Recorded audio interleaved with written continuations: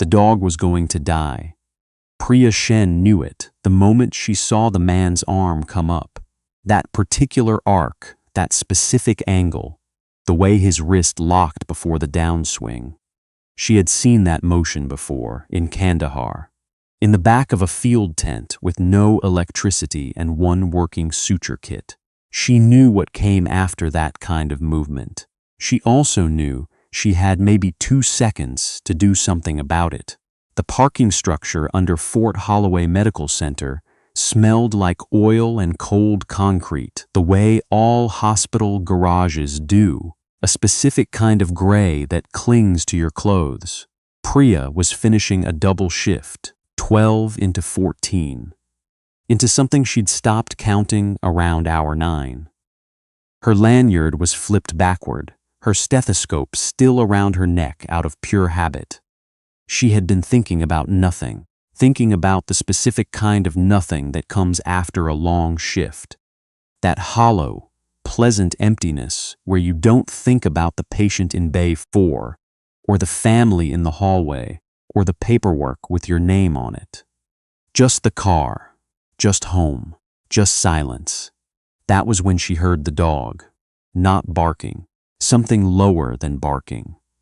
A sound she would later struggle to describe to the police.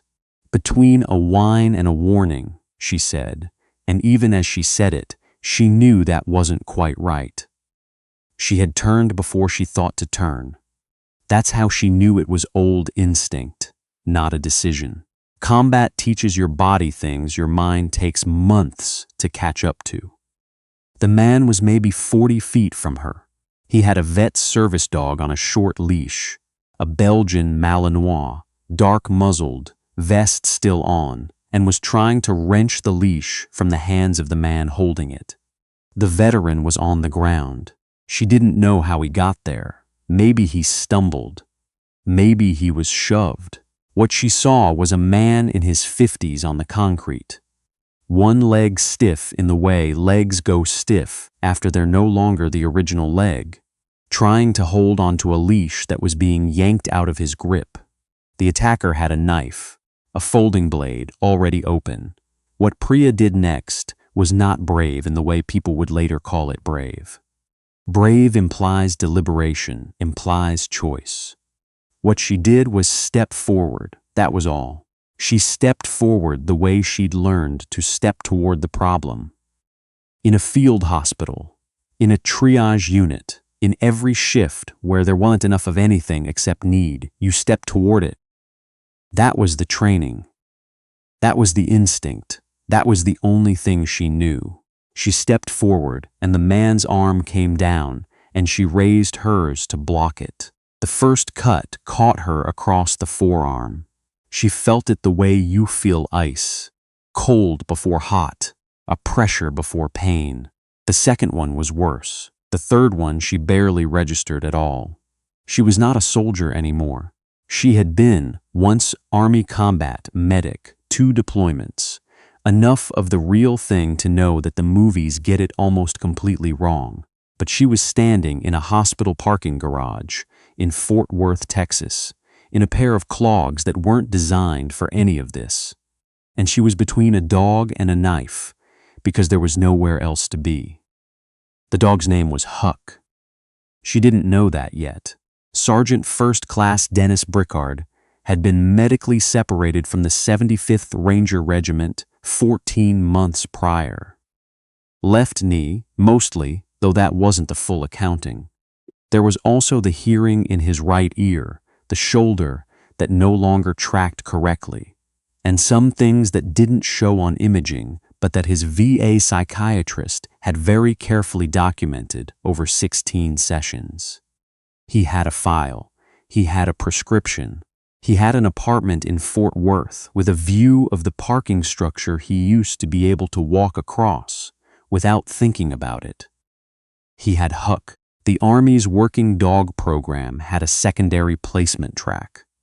Dogs with minor injuries, dogs who'd aged out of active duty, dogs who needed something specific that a kennel couldn't provide. Huck had a shrapnel scar along his left haunch and a slight sound sensitivity that made him a poor candidate for continued service. Bricard had applied for him on paper and waited 6 months and paid for the certification himself. It wasn't a perfect arrangement. Huck woke him up sometimes by stepping directly onto his chest at 2 a.m., which wasn't exactly regulation alert behavior, but was, Bricard had to admit, effective. He brought Huck to his cardiology follow-up because the alternative was leaving him in a car in October heat, which was not actually that hot in October, but which felt like a point of principle. He signed the form at the front desk that said service animal and took the elevator to the 2nd floor and sat in a room for 90 minutes and was told his heart was in fine shape for a man who was, as his cardiologist put it, not being especially kind to it. He was in the parking garage when the man appeared. He didn't know the man. That was the part he kept coming back to, later, in the statement he gave to the detective, and then again in the one he gave to the investigator from the DA's office. He didn't know him. The man had no reason that Bricard could identify. He stepped out from between 2 cars and grabbed Huck's leash and said something. Bricard's hearing in his right ear, as documented, was not reliable, and Bricard said, "Get your hands off him," and the man shoved him. He went down hard. The knee, the bad one, caught the concrete wrong, and that was all it took. He was on the ground holding a leash and looking up at a man with a knife and a particular expression that Bricard recognized. He had seen that expression on 3 continents. It was the expression of someone who had already decided. Then the woman was there. She came from his left, from the elevator bank, he thought, and she was wearing scrubs, and she stepped between Bricard and the man with a directness that Bricard found, in the strange slow motion of the next few seconds, almost militaristic, not hesitant, not accidental, a line decision, in, not back. He watched her block the first cut with her arm. He was already shouting, already trying to get upright. The knee wasn't cooperating, and his hands were full of leash, and he was shouting. And Huck was making a sound that Bricard had never heard him make before. Low. Not his working sound, not his alert sound. Something older than training. The woman took 2 more cuts before someone in the garage started screaming. The screaming was what did it. 2 other cars, a couple coming back from the elevator, a man who'd been getting something from his trunk. The noise. The attacker bolted, ran straight across the garage and down the ramp and into the street where he was caught, 11 minutes later, by a Fort Worth police unit that had been flagged down by a driver who'd seen him running. Bricard got to the woman in the time it took Huck to get there first. Huck pressed his head against her chest. She was on her knees. She hadn't gone down all the way, which Bricard thought later was one of the more extraordinary things he'd ever seen. All things considered. And Huck put his head against her chest and made a sound that was not a whine and not a bark and not anything Bricard had a word for. She put her hand on his head. "Is the dog okay?" she said. Bricard stared at her. "Is the dog okay?" she said again. Her voice was completely level. She was bleeding from her forearm and from her side and from somewhere along her shoulder. And she was looking at Huck with an expression that Bricard, 14 months out of the Rangers, 16 sessions in with a VA psychiatrist, a man who had seen things, could only describe later as calm. "He's okay," Bricard said. "Okay," she said. "Good." Then her eyes went to the concrete and she let herself go down.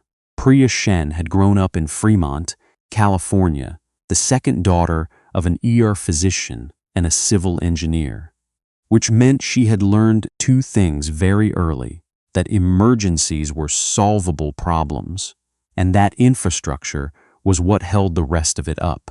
She had joined the army at 22, not because she needed the money or lacked options, but because she had wanted to do medicine in the places where medicine was hardest. That specific stubbornness was a Shen family trait. Her father had not tried to talk her out of it. Her mother had, once, and then not again. She had done 2 deployments and come home, changed in ways she had spent several years trying to accurately describe and had mostly given up on. Changed the way load-bearing walls change a structure, not visible from the outside, but everything stacked differently than before. She had finished her BSN at UT Arlington, worked her way through the ICU at one hospital, and then the trauma ward at Fort Holloway Medical Center, where she had been for the last 3 years. She was 34 years old. She was not, by any metric she applied to herself, remarkable. The doctors who worked on her that afternoon might have disagreed. She had 3 stab wounds, not 5. The EMTs corrected the initial count in their report. The most serious was along her left side, between the 4th and 5th ribs, which had nicked the pleura but not the lung itself. A distinction that her thoracic surgeon, a man named Dr. Yashvant Rao, described as genuinely fortunate, with the particular emphasis of a man who had seen the alternative. She lost a significant amount of blood. She required surgery. She spent 6 hours in the OR and another 4 in recovery before she was moved to a room on the 3rd floor of the same hospital where she worked, which the nurses on her ward found either poetic or uncomfortable, depending on their disposition. She was unconscious for most of this. Huck was not in the room. Hospital policy did not accommodate dogs in the ICU bay, which was where she'd been before the move to the 3rd floor. Bricard had been told this in a way that made clear there was no negotiation to be had. He had sat in the waiting room for 4 hours with Huck's head on his knee and said nothing and waited. When they told him she was stable, he had to excuse himself to the men's room for a few minutes. He was not sure, afterward, how to account for that. She was a stranger. She was a stranger who had stepped between his dog and a knife, which was not a thing he had a framework for, not one that fit inside his existing understanding of how people worked. He kept turning it over. The way she hadn't hesitated. The way she'd asked about Huck first. The way she'd stayed on her knees for as long as she could, as if going down completely was a line she was unwilling to cross until there was no other option. He thought about a lot of things in that waiting room. He thought about his own ranger, Buddy Faraday, Eddie Faraday from Tuscaloosa, who had caught a round in the chest outside of Mosul and had been walked back to cover by 3 guys who should not have had the physical capacity to do it and had done it anyway, because that is what you do. You take the person who is down and you put yourself between them and the thing that is coming for them, and you move. You do not calculate, you move. He did not know what to do with the fact that a 34-year-old trauma nurse from Fremont, California, had done the same thing. For a dog. For his dog. Priya woke up on the 3rd floor at 7:30 in the morning with a tube in her arm and a window full of gray Texas sky, and a dull pressure along her left side that she cataloged and categorized before she was fully conscious, the way medical people do. She knew approximately what had happened to her. She understood, in the foggy, methodical way of post-anesthesia cognition, that she had been repaired. She felt repaired. She also felt like she had been hit by something large, which was accurate in the way that medical descriptions are sometimes less accurate than the plain version. Her nurse, Tomas, whom she knew from the 6th floor, who had the particular awkwardness of taking care of a colleague, came in and went through her vitals, and then paused at the door and said, "There's someone here to see you." Well, two someones. One of them is technically not allowed up here. She knew before he finished the sentence. Huck came through the door first. He was not running. Bricard had him on a short lead, and he walked with the careful deliberateness of a trained dog who understood that he was in a place with rules. But he came directly to her bed with a focus that was absolute and unmistakable. He put his muzzle against her hand. Not her wound, her hand. She couldn't explain, later, why that made her cry. She had not cried when she was stabbed. She had not cried in recovery. She had not cried when she first understood what had happened to her body and what the next several weeks were going to require. She was not, as a general matter, a person who cried easily. But the dog put his muzzle against her hand, and she felt something inside her chest that was entirely unrelated to the plural contusion. And she pressed her face against the top of his head and cried in a way she hadn't done since she got the call about her father's stroke 3 years ago. Bricard stood in the doorway. He had the careful stillness of someone trying to take up as little space as possible. "You don't have to stay over there," she said eventually. He came in. He sat in the chair next to her bed. He looked at the ceiling for a moment, and then at her, and then at Huck, who had settled with his chin on the edge of the mattress. "Why did you do that?" he said. It wasn't a question the way most questions are. It was something he was trying to locate. Priya thought about it. She genuinely thought about it, which was the more honest answer than the one she might have given reflexively. "I don't know," she said. "I saw the arm come up, and I was already moving." She paused. "What's his name?" "Huck, Huck," she repeated. Huck's tail moved once, twice, in the slow, deliberate way of a dog who is conserving energy but registering everything. "Were you Rangers?" Bricard looked at her. 75th. "You?" 18 Delta. Kandahar, mostly. He nodded. The kind of nod that contains a lot of things. "It's just what you do," she said. "Not an explanation exactly. More like filing something. You see something going towards something that can't protect itself, and you move." Bricard said nothing for a moment. "Then, he stayed with you, in the garage, wouldn't come with me to the ambulance until the paramedic told him to move, and even then, he stopped. I don't know what to say about that." "You don't have to say anything about it," she said. "I know," he said. "I want to." He left an hour later. He had to get Huck back out of the building before anyone decided to enforce the policy more seriously. He stopped at the door and turned back. "There are some people," he said carefully, "who want to come by, if that's all right with you. Some people who heard what happened." "What people?" she said. "People who know me," he said. "From before. And some people who don't but who heard anyway." He was quiet for a moment. "There are a lot of them." Priya looked at him. She had no frame of reference for what he was describing, and nothing in his tone helped her calibrate. "Okay," she said, because she was still post-surgical and tired in a way that made ambiguity acceptable. She went back to sleep. She had not known because she had been under anesthesia.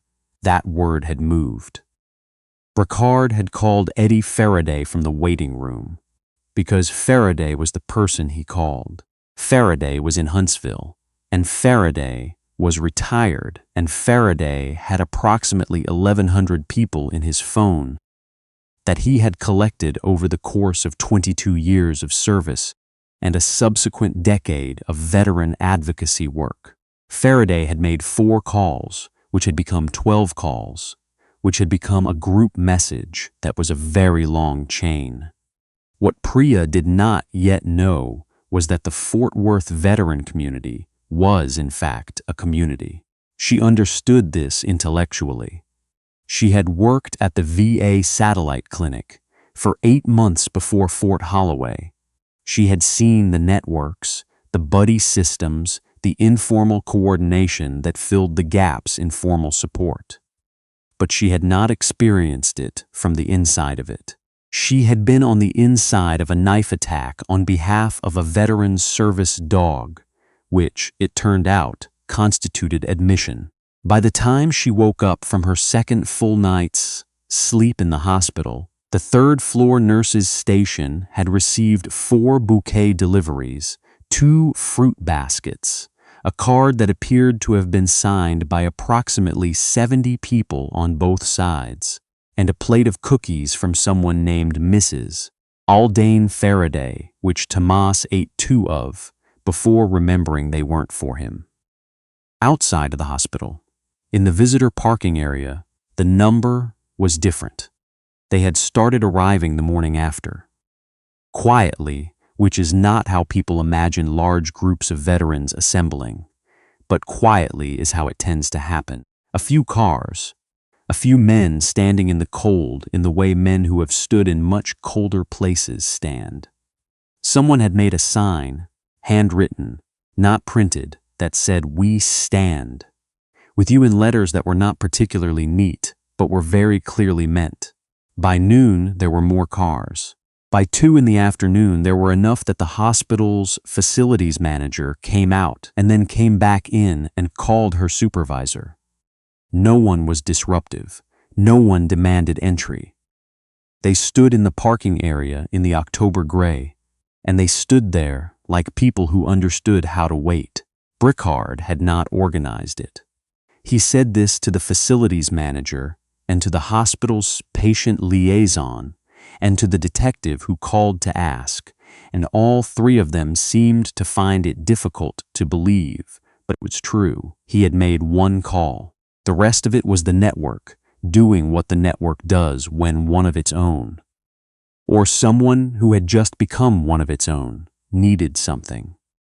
What Priya needed, apparently, was for a very large number of people to stand in a parking lot in Fort Worth, Texas. She didn't know any of this when Tomas came in at 3 in the afternoon with an expression she couldn't quite read.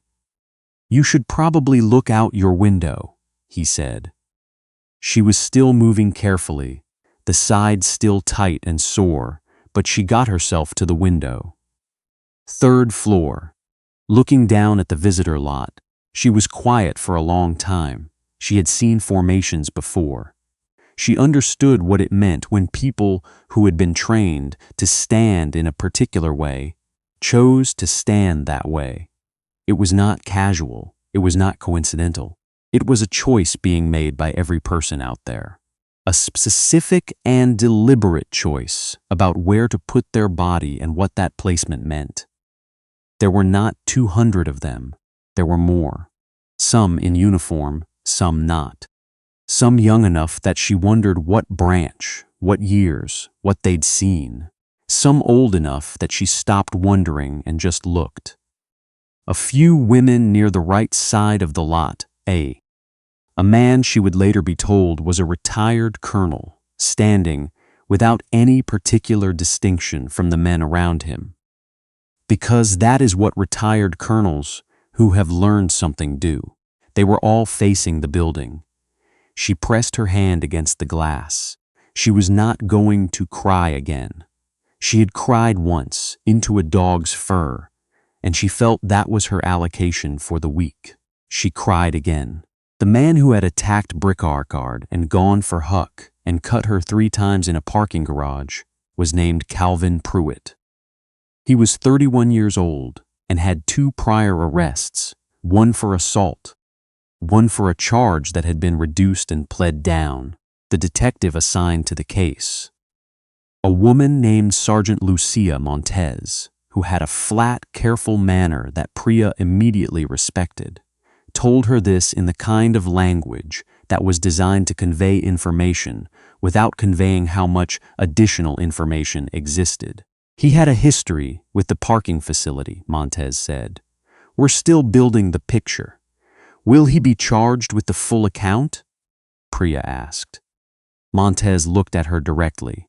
He will be charged with everything applicable, she said. You want me to list them? Yes, said Priya. Montez listed them. It took a while. Priya thanked her when she was done. Pruitt had been in custody since the afternoon of the attack, caught running, identified, processed. His arraignment was in 2 weeks. Montez said the DA's office was treating the case seriously, which Priya understood to mean that the case had attracted a certain amount of attention that made treating it unseriously inadvisable. She thought about that, about what it meant for justice to be partly contingent on who was watching. She had complicated feelings about it. She also had a punctured pleura and 3 stitched wounds, and a lot of time to sit with complicated feelings, which she supposed was one way to spend a recovery. She went home on day 8. The hospital had wanted day 10.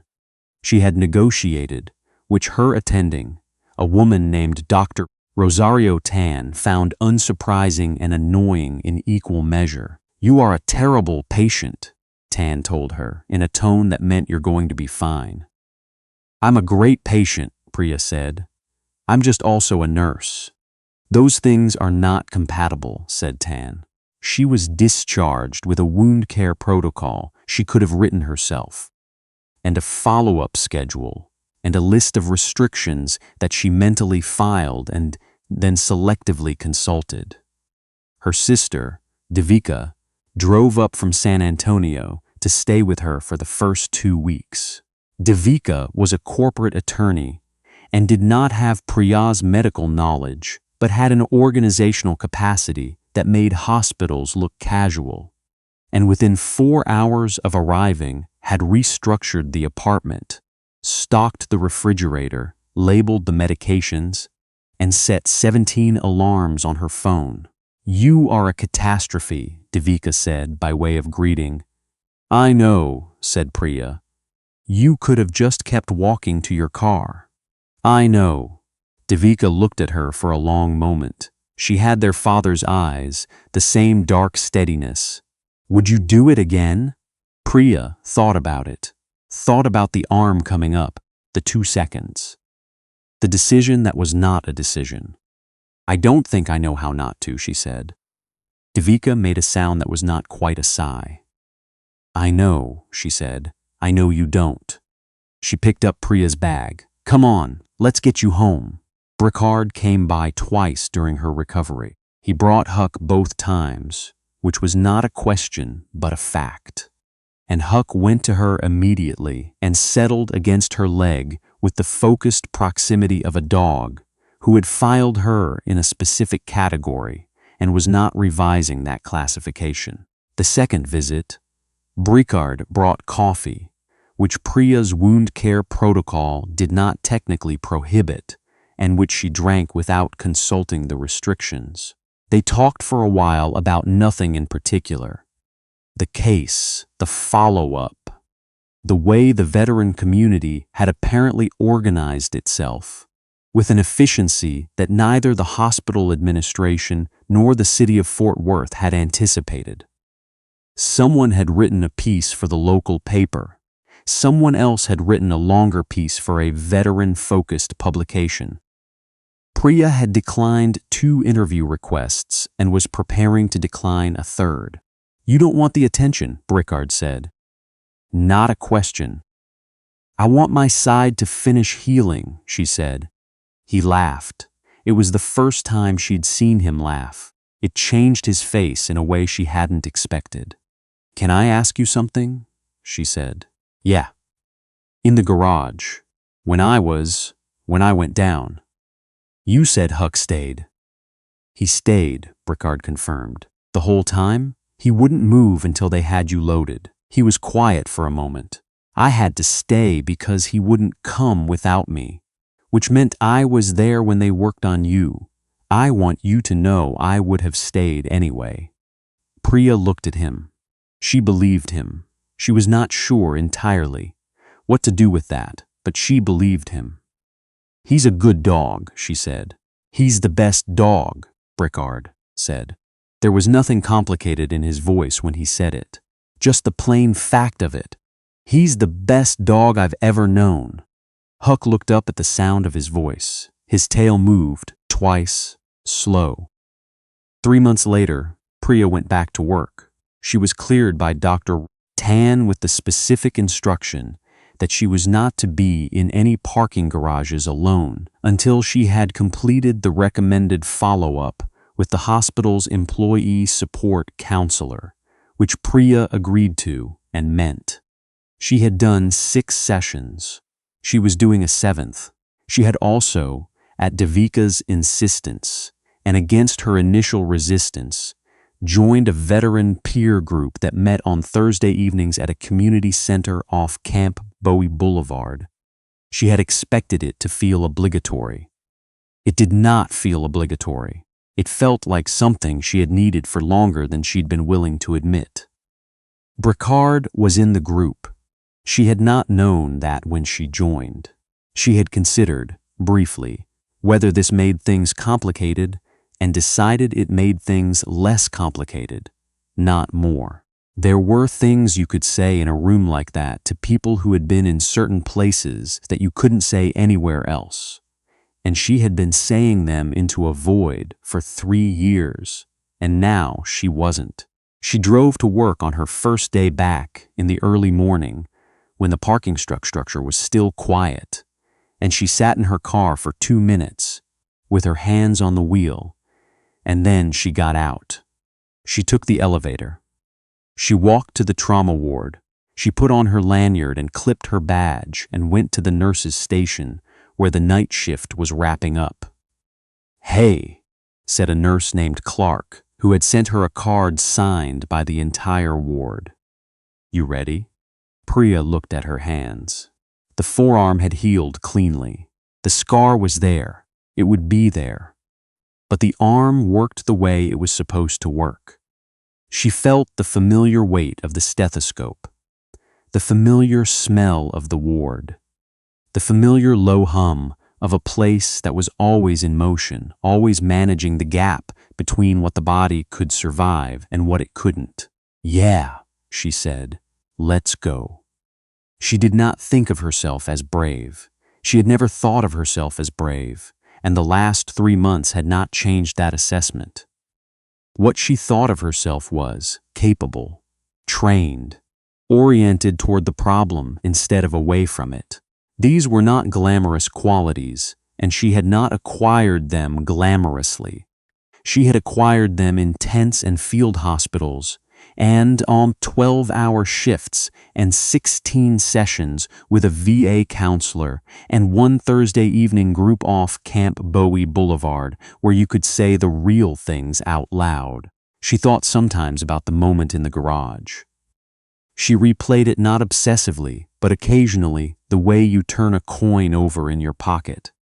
The arm coming up, the 2 seconds, the step forward. She thought about Huck's muzzle against her hand. She thought about a parking lot full of people who had decided to stand there. She had been asked, in those 6 counseling sessions and in the 1 interview she eventually agreed to give, what she would want people to understand about what had happened. She had thought about it each time. The answer was always the same, and it was not the answer anyone seemed to expect. It wasn't about courage. Courage was the wrong word for it. Courage implied you overcame something. Fear, hesitation, the instinct towards self-preservation.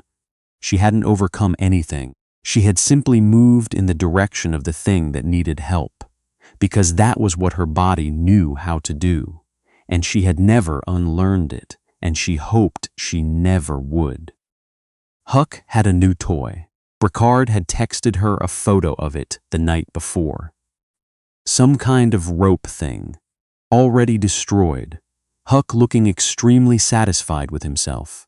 She had laughed at her phone in her apartment, alone, at 10:30 at night. That, she thought, was also something worth standing in a parking lot for.